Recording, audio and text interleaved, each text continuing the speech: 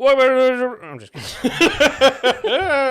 Welcome back to the Binge Warmers. My name is Steven. And my name is Hopper, the wallet dropper. Alien. This is what we'd call a setup episode. But like a lot of stuff happens. Of stuff happened, but I still think all of these episodes have been bangers. Maybe the weakest one I've seen. But it was still amazing. It feels like this is where we've been kind of leading, is like this is like a one of two parts escape of the island. And we don't know if they escape fully or not. Yeah, which two things. One, we have on record, the director and the studio has said there will be a season 2. Hell yeah, really? Yeah, they made sure that the people who got Noah Hawley, because like you said, he's on Fargo. Yeah. They said, look, we're potentially thinking 2 seasons, if not more.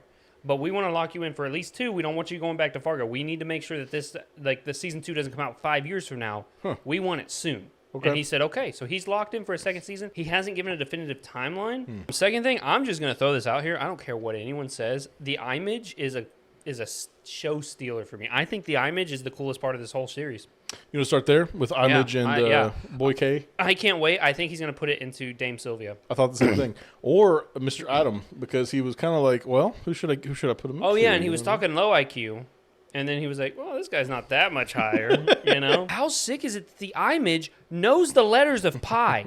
Well, he knew 2 letters, and then he his Well, drawers. I think he was like, I'm not a dancing monkey. Yeah. But I love that because like the xenomorph is an intelligent species. Sure. The xenomorph is not going to sit down and write literature. No. The image is displaying capabilities of even further intelligence than a human. Yes. You know what I mean? Like, that just opens up the world, dude, to me. And you so know what I mean? We kind of call back to whenever Boy K wanted to have a conversation with someone that was smarter than him. He got it. I think this is it, right? And I don't know.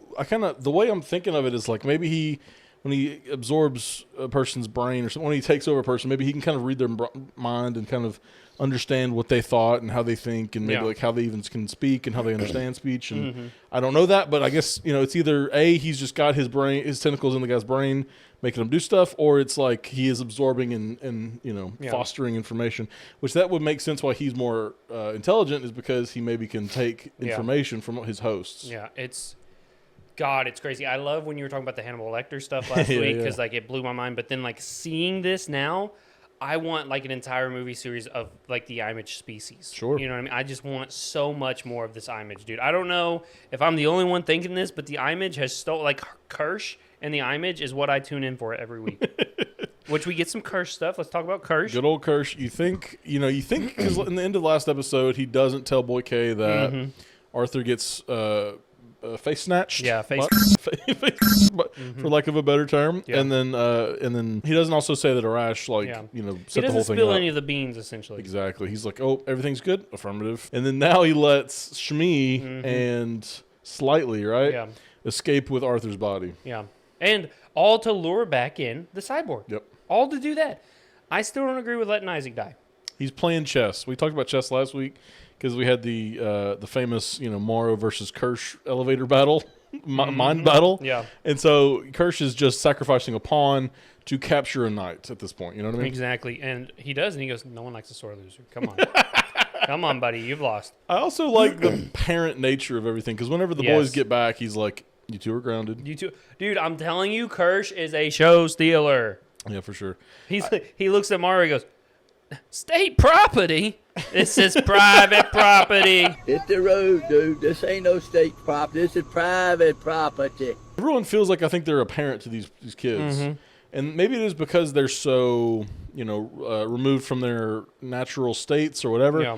But it feels like Sylvia and Arthur, even Arthur in this episode, he's telling them, he's like, kids don't know how to lie. You have to learn how to lie. This is after the face hugger's falling off him and his time is limited. I think that's the fastest turnaround to getting out and then a face burster chest happening. I mean, we've seen it take days, and this one took 2 hours, maybe. You never say how long they're walking to the beach, but can't be more than a couple hours. In the first Alien, I can't, limited knowledge of just like all the alien stuff, but like in the first Alien, I think the guy was still unconscious when the thing came off of him. Yeah. Which also, like, that Slightly was trying to feed him or, like, give him some nutrients. And the facehugger was like, nope, I don't need that. Like, I'm going to choke this guy. Yeah, I'm going to kill him. We're going to die right now. I don't know what you're doing, but I need you to stop. Also, Shmi is just the biggest ride or die, dude. Yeah. He literally was like, well, if he's not going to die, I'll help you. Yeah, I'll do it kind of thing. I love Shmi. I love him a lot. He was great. And he's the most, I want to say, like, naive of the group. For sure.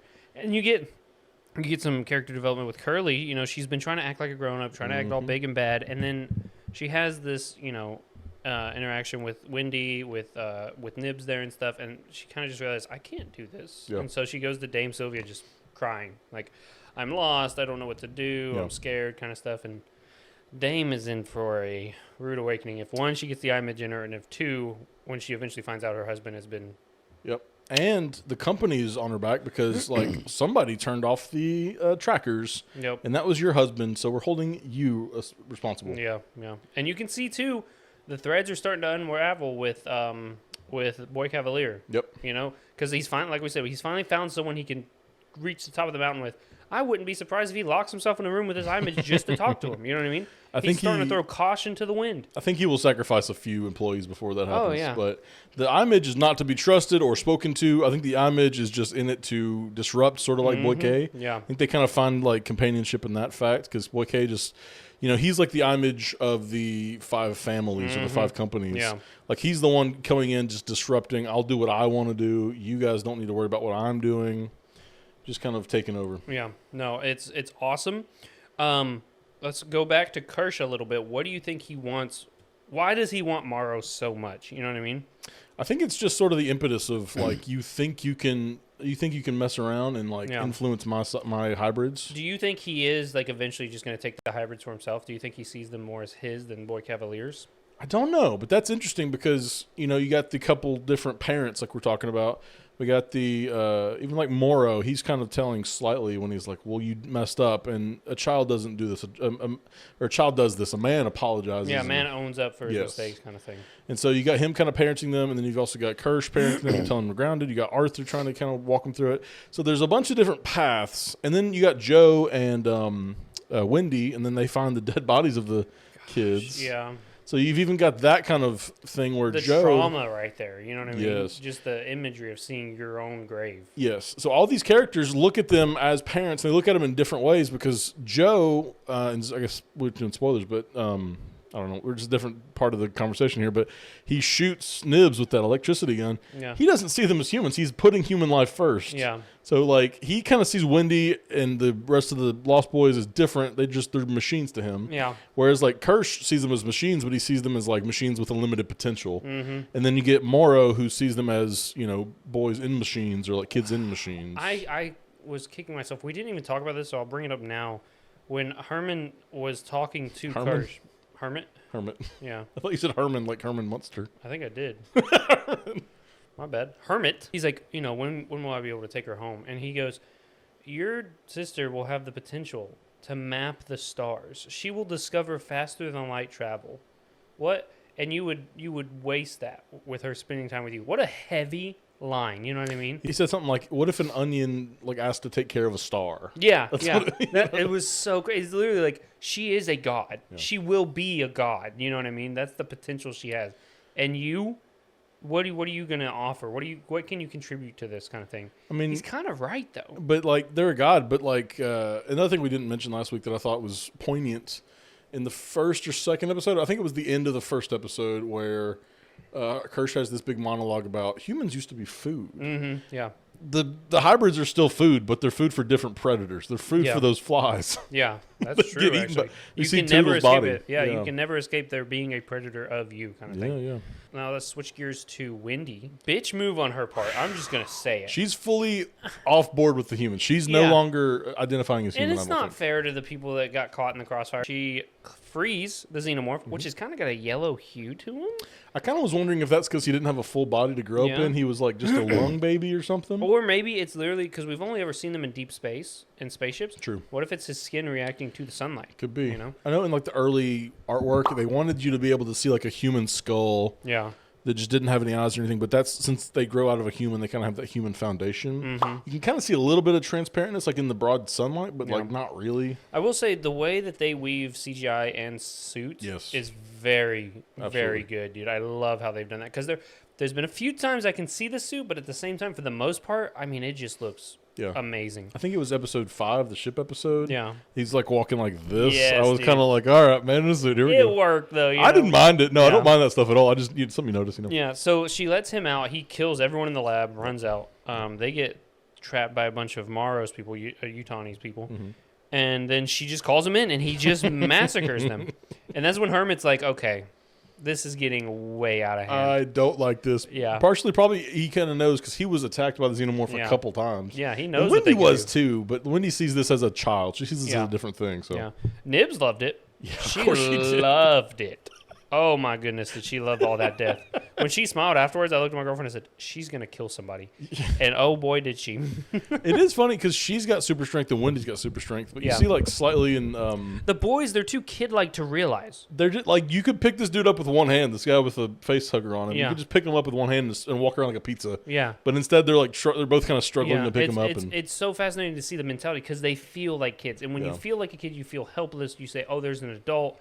They are stronger than me, even though you can pick them each up and just toss them. You know what I mean? Which we see that Nibs does kill a few people because Hermit tries to get them to the ship, and like his girlfriend, ex-girlfriend, like platoon kind of. She was like, "I told you we had something good going," and it's like, how callous are you? They're running human experiments. They've got things that defy the laws of nature on Earth, kind of thing. Mm-hmm. You know what I mean? These things get out. It's Armageddon. Yeah. And you're just like, no, we're getting paid. I did kind of like her position. I don't know if it was the last episode or the episode before. Well, at least we're paid, or we got a good gig here. We're just doing security. Yeah. And, we know where the monsters are. If Utani had the monsters, then we're like on the receiving end of that. At least like now we know exactly where it is and stuff. But what are you going to do with that information? It gives you peace of mind? Like, what does that mean? We know where they are. Doesn't stop a xenomorph from ripping you to shreds. Oh, I know where it's at. Inside of me. Yeah. You know? Inside of me. I'm not even seeing that. But it's so many humans. Like, and that's the thing. I'm kind of rooting for Wendy. Like, you know what? F the humans. I do like Wendy as a character. I don't know if I can say fully f the humans, but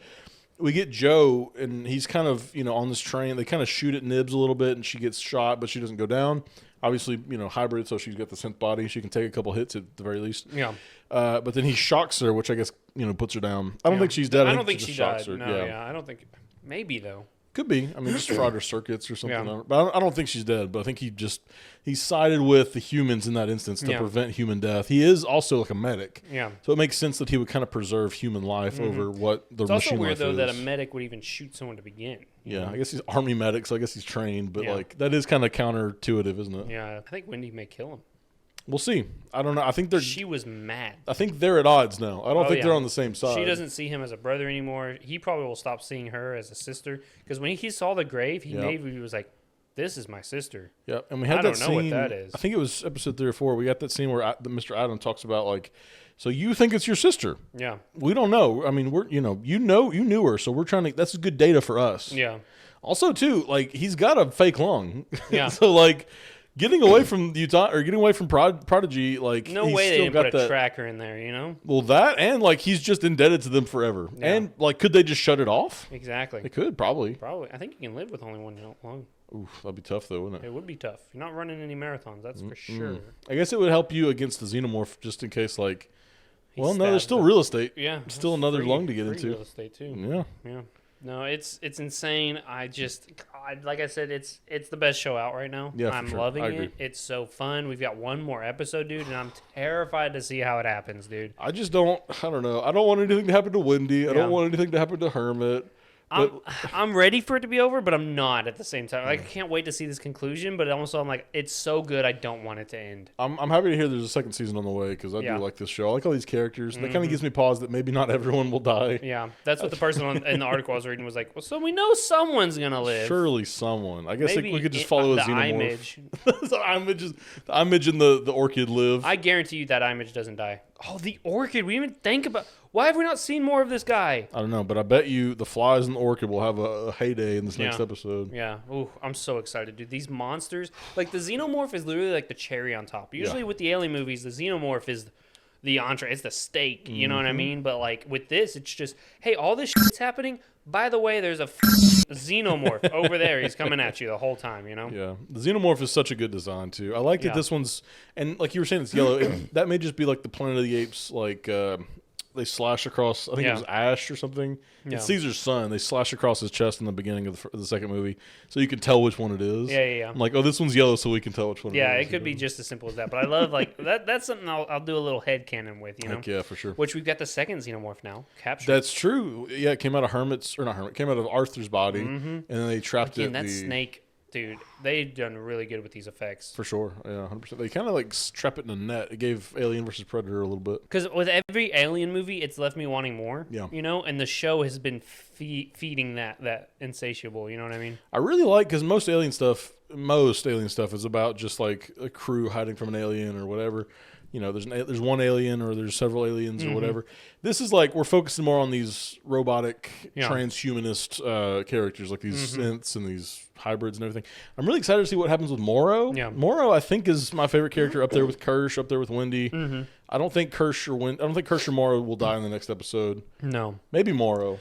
What I think this is my still like my train of thought. My hot take is like, what if the Alien movies are better when the xenomorph isn't the main part of the story, right? Yeah. Like, because the xenomorph is not really the main part of this story. Not really. It's just icing on the cake, and it's cool to see that Wendy has that relationship with it. Yeah, and it helps. I think it just enriches the story as it is. So I'm wondering if we get a movie, because I feel like Prometheus was trying to do that a little bit. You know what I mean? Yeah. Like have a story and then the xenomorph's kind of on the side. They did oops, no xenomorph. Yeah. There you go. They figured out there is a ratio. There's a good ratio for sure. I think they hit that ratio perfect with this to where it may elevate even the Alien movies from being just creature in space, because I mean it defined that it was that genre, you know what I mean? And I'll defend Romulus a little bit. People have kind of come out against Romulus recently because it's the same, it's every bit of Alien movie combined, whatever. Romulus is peak Alien. Well, that's the thing, is like it's got this really good like core dynamic between Kaylee Spaney and David the android, not David, Andy the android. Yeah. And so you got these like characters you really care about in the front and center. And also, there's Alien stuff and Prometheus stuff happening, so I like that a lot. I think it's because of that character. Hail Mary in the final act, dude, with that big gross looking motherfucker. Get him on the Lakers, bro, dude. Yes. Check out Alien Earth, man. I can't recommend it enough. I am excited for episode 8. Yes. The final. We'll put up a poll, I think, just to get you guys' consensus on how you guys feel about it. We may talk about it or something, but. Everyone that we've seen that's been talking about it has loved it. So if you guys have loved it, let us know in the comments down below. Hit that hype button, hit the like button, subscribe, the notification button. There's so many buttons to hit. Hit them all, and join the Discord, and we'll see you guys next week. Bye-bye.